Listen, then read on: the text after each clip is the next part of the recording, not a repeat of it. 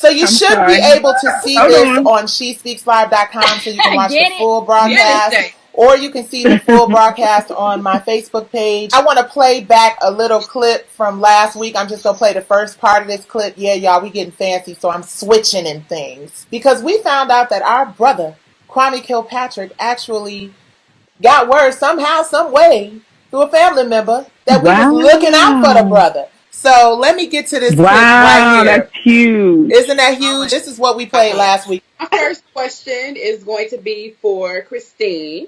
Oh, dang. Okay.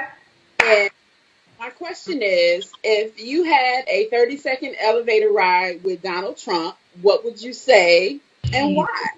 Oh, she would probably punch him. No, I'm kidding. 30-second elevator ride. You know what I would do? I would be like, I need you to grant clemency to Kwame Kilpatrick right now. Woo! I'm about to bump in for that one. Yo, Donald. Going on ahead and grant clemency for Kwame. Okay, I'm bopping out again. Get all these people out, grant clemency to Kwame Kilpatrick. It wouldn't take 30 seconds unless I could repeat it about 5 times. I know that's right, Chris. Christine said it wouldn't take 30 seconds unless I could repeat it 5 times. She is looking out for the brother, and so are we. So free Kwame Kilpatrick. Quit playing. What was that, 28 years, Chris? Yes, ridiculous. 28 years is a long time. So, Luchia, let me ask, what do you think about Detroit versus everybody working real hard to free Kwame Kilpatrick? And you know, disclaimer, on She Speaks Live, we keep it all the way real. We don't always agree with each other's opinions. But, Lou, what do you think about our whole push to get our brother Kwame Kilpatrick released or pardoned by Donald Trump? I have mixed feelings about it. I definitely feel like his sentence was too long, period, end of story. So for that reason alone, then I'm with it. Let him out. It's time. Free Kwame. And it's not safe in jail right now anyway, so let him out. So you go put your Free Kwame t-shirt on? I want one. Me too. Well, can I add one thing to that, Nicci? And again, because Lou and I have had conversations about this, and for his family and for those people advocating for his clemency, it's not about guilt or innocence at this point. What this is about is excessive sentencing. And 28 years, there are murderers, rapists who don't get 28 years. So stop. Just cut it out. I think that Black people as a whole would probably be I know that we hear that people are not excited about Kwame, but I think that Black people, not as passionate about Kwame being released as they should be. And I think that Kwame is the type of leader that we need right now because I feel like he's learned a lot from his mistakes. I feel like he's grown up a lot. I feel like the Black community needs a Black man that's going to really stand up and be fearless and can speak from all sides of it. So, Chris, what do you think? For me, it's a little more personal because he's a personal friend. So even aside from just being a community leader, I want him to be home with his mother, his children, his family. So for me, it's extremely personal. And I, like I said earlier, feel like the 28 years is a criminal sentence, to do that. But on the side of that, Kwame's always been a leader. I mean, we've all made horrible choices and mistakes in our lives that have ended us up in different places. Everybody's somewhere different, right? And again, like I said, this is not about a guilt or innocence thing for him. What I do know of him and his family is that when Kwame comes home, he's committed to helping those brothers who are incarcerated, who do have excessive sentences, who do need a role model to say, you don't have to go this way, brother, right? You can go this way.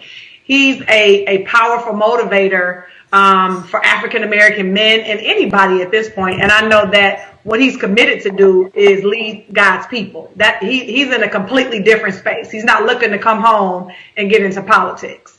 So his motivation is different, and his wantingness to change the community is different because he feels like he's been called to do it from a different way, right? So, his energy and focus is different, but it's definitely to make a difference in the community. Is there a different way in these times that we're living that you can really impact our community other than politics?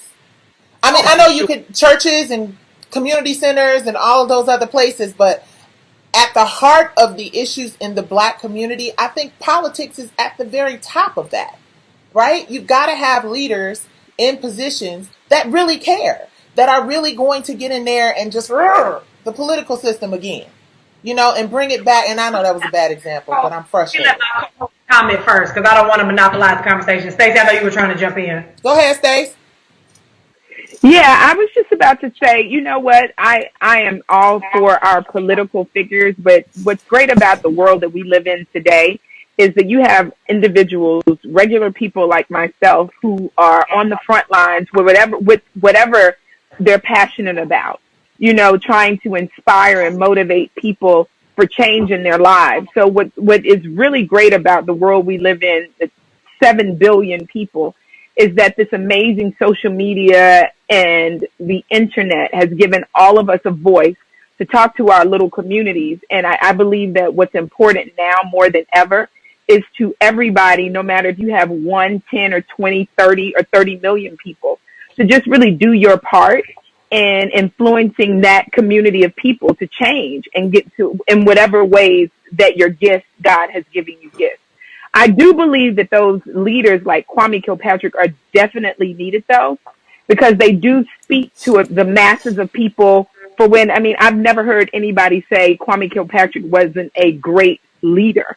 I just think that because of choices and things happen, and we just all mess up. Like, it's just really no deeper than that, But I agree with Chris, to give somebody 28 years for doing what he did, that is the criminal act more than anything. So, I am all on the team. Kwame needs to come home and be with his family. Yeah, to come home and really be with his family. But I just want to make sure we encourage those people out there who don't have the wherewithal or the community as large as Kwame's. Every voice is needed, no matter who it is, no matter if it's 1, 10, 20, or 20 people. Just keep pounding away at the pavements and being a positive influence in your community. And I agree. That's really what it's all about. With that. I just want to see more. Well, Luchia, I'd love to hear from you. What are your thoughts? Do you think that politics is a very important piece to positively impacting the community and having somebody in here strong? I think politics is an imperative piece. It's absolutely necessary. Yeah. We can't get around it because it affects every part of our lives. So it is imperative. However, I do agree with Stacii that if you can reach one person, if you can reach 10 people, if you can reach 1,000, 100,000, 1 million, I think that those of us who can reach people and lead them in a positive way need to act as often as possible to make that happen.